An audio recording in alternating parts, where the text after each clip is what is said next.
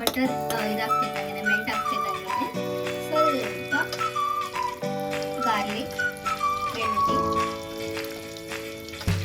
ಬಟರಲ್ಲಿ ಗಾರ್ಲಿಕ್ನ fry ಮಾಡ್ತಾ ಇದ್ದೀನಿ.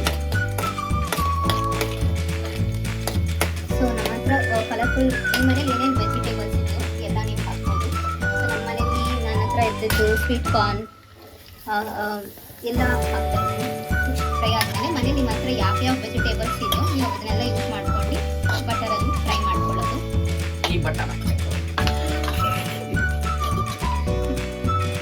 So ಆ ಬಟರ್ ಏನು ನೆಸೆಸಿಟಿ ಇಲ್ಲ,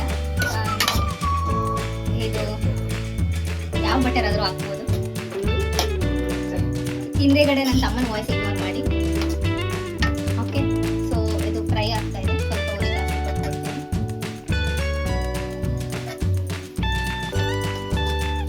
ಇದು ಬಟರಲ್ಲೇ ಫ್ರೈ ಆದರೆ ಟೇಸ್ಟ್ ಚೆನ್ನಾಗಿ ಬರುತ್ತೆ.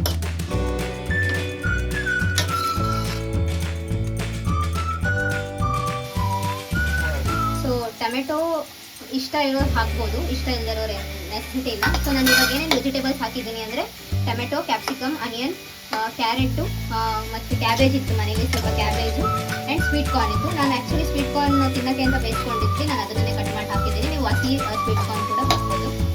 ಸೊ ಎಲ್ಲ ಫ್ರೈ ಆಗ್ತಾ ಇದೆ, ಬಟರಲ್ಲೇ ಫ್ರೈ ಮಾಡ್ಕೊಳ್ತಾ ಇದ್ದೀನಿ. ನಿಮ್ಮ ಮನೇಲಿ ಆರಿಗ್ಯಾನೋ, ಇಟಾಲಿಯನ್ ಸೀಸನಿಂಗ್ಸ್ ಏನಾದ್ರು ಇದ್ದರೆ ಅದನ್ನು ಹಾಕ್ಬೋದು. ನಮ್ಮ ಮನೇಲಿ ನಾನು ಸಾಸ್ ಎಲ್ಲ ಇಟ್ಕೊಂಡಿದ್ದೀನಿ. ಸಾಸ್ ಎಲ್ಲ ಸ್ವಲ್ಪ ಇದಕ್ಕೆ ಹಾಕ್ಬಿಟ್ಟು ಸಪ್ರೇಟಾಗಿ ಎತ್ತಿಕೊಳ್ತೀನಿ.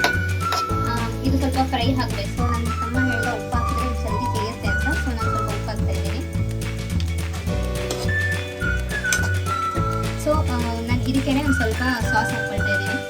ಏನು ಸಾಸ್ ಅಂದರೆ ಚಿಲ್ಲಿ ಸಾಸು, ಸ್ವಲ್ಪ ಚಿಲ್ಲಿ ಸಾಸ್ ಸ್ವಲ್ಪ. ಸೊ ಚಿಲ್ಲಿ ಸಾಸ್ ಹಾಕಿದ್ದೀನಿ ಆ್ಯಂಡ್ ಸ್ವಲ್ಪ ಟೊಮೆಟೊ ಕೆಚಪ್ ಕೂಡ ಹಾಕ್ತಾ ಇದ್ದೀನಿ ಇದಕ್ಕೆ. ನಿಮಗೆ ಬೇಕಂದರೆ ಹಾಕ್ಕೊಳ್ಬೋದು, ಇಲ್ಲ ಇದು white sauce normally tomato ketchup ಎಲ್ಲ ಹಾಕಲ್ಲ, ಬಟ್ ನಮ್ಮ ಮನೇಲಿ ಸ್ವಲ್ಪ ಟ್ಯಾಂಗಿ ಇರಲಿ ಅಂತ ನಾವು ಹಾಕ್ತಾ ಇದ್ದೀವಿ. ಇದನ್ನು ನೀವು ಹಾಗೆ ಬೇಕಾದ್ರೆ ಎಷ್ಟು ಬೇಕೋ ಅಷ್ಟು ಇದನ್ನು ಪ್ರಿಸರ್ವ್ ಮಾಡಿ ಇಟ್ಕೊಳ್ಬೋದು. ನೀವು ಯಾವಾಗಾದ್ರು ಪಾಸ್ತಾ ಮಾಡಬೇಕಾದ್ರೆ 1-2 ಡೇಸಲ್ಲಿ ಇಟ್ಕೊಳ್ಬೋದು. ಇನ್ ಕೇಸ್ ನೂಡಲ್ಸ್ ಏನಾದ್ರು 2 ಥರ ಮಾಡಬೇಕು ಅಂದರೆ ಇದು ಒಂದೇ ಮಸಾಲೆ ಮಾಡ್ಕೊಂಡು 2ಕ್ಕೆ ಯೂಸ್ ಮಾಡ್ಬೋದು. ಸೊ ಇದನ್ನು ನಾನು ಫ್ರೈ ಆಗಲಿ. ಸೊ ನಾನು ಈ ಮಸಾಲೆಗೆ ಪಾಸ್ತಾ ಇಲ್ಲಿಗೆ ಫ್ರೈ ಮಾಡ್ತಾ ಇದ್ದೀನಿ. ಫ್ರೈ ಮಾಡೋಕ್ಕೆ ಹಾಕೋಕ್ಕೆ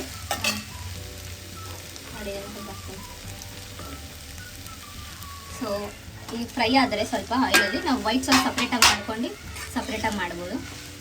ಇದನ್ನೆಲ್ಲ ಮಿಕ್ಸ್ ಮಾಡಿ ಸ್ವಲ್ಪ ಹಾಗೆ ಈ ವೆಜಿಟೇಬಲ್ಸ್ ಜೊತೆ ಫ್ರೈ ಆಗೋಕ್ಕೆ ಬಿಡ್ತೀನಿ. ಆ್ಯಂಡ್ ದೆನ್ ಇದಾದಮೇಲೆ ನಾನು ನೆಕ್ಸ್ಟು ವೈಟ್ ಸಾಸ್ ಪ್ರಿಪೇರ್ ಮಾಡ್ಕೊಳ್ತೀನಿ.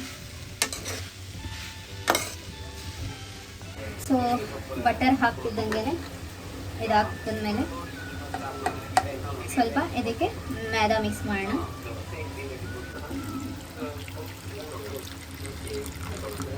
ಹಾಲು ಮಿಕ್ಸ್ ಮಾಡಿದೆ.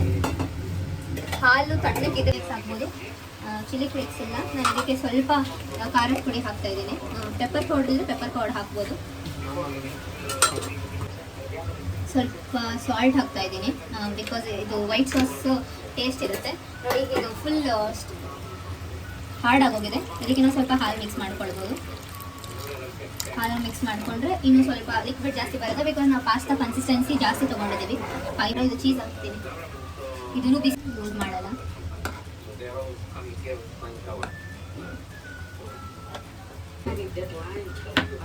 ಚೀಸ್ ಮೆಲ್ಟ್ ಆಯಿತು. ಸೊ ನಾನು ಇದಕ್ಕೆ ನಾವು ಆವಾಗಲೇ ಪ್ರಿಪೇರ್ ಮಾಡಿರೋ ಪಾಸ್ತಾನ ಮಿಕ್ಸ್ ಮಾಡ್ತೀನಿ. ಸೊ ವೈಟ್ ಸಾಸ್ ಪಾಸ್ತಾಗೆ ನೂಡಲ್ಸ್ ಸೊ ಇಲ್ಲ ನಿಮಗೆ ಏನು ವೈಟ್ ಸಾಸಲ್ಲಿ ಇಷ್ಟ ಆಗುತ್ತೋ ಅದು ಹಾಕ್ಕೋಬೋದು. ನಾನು ಈ ಪಾಸ್ತಾ ಮಾಡಿದ್ದೀನಿ. ನೀವು ಮ್ಯಾಕರೋನಿನೂ ಮಾಡ್ಕೊಳ್ಬೋದು, ಇನ್ನೊಂದು ಪೆನ್ನೆ ಅಂತ ಬರುತ್ತೆ ಆ ಪಾಸ್ತಾನ ಯೂಸ್ ಮಾಡ್ತಾರೆ. ನಿಮ್ದೆಲ್ಲ ಮಿಕ್ಸ್ ಮಾಡೋನು ಹಾಕ್ಬೋದು, ನಿಮ್ಗೆ ಯಾವ್ದು ಇಷ್ಟ ಆಗುತ್ತೋ ಅದು ಹಾಕ್ಕೊಳ್ಳಿ. ನಾನು ಇದು ಹಾಕ್ತಿದ್ದೆ ವೈಟ್ ಸಾಸ್ ಪಾಸ್ತಾ. ಇದನ್ನು ಸ್ವಲ್ಪ ಇದರಲ್ಲೇ ಆಗೋಕ್ಕೆ ಬಿಡ್ತೀವಿ. ಆ್ಯಂಡ್ ಇದ್ರ ಟೇಸ್ಟ್ ತುಂಬ ಚೆನ್ನಾಗಿರುತ್ತೆ. ಯಾರ್ಯಾರಿಗೆ ಇಷ್ಟ ಆಗುತ್ತೆ ನೋಡಿ ಮಾಡ್ಕೊಳ್ಳಿ.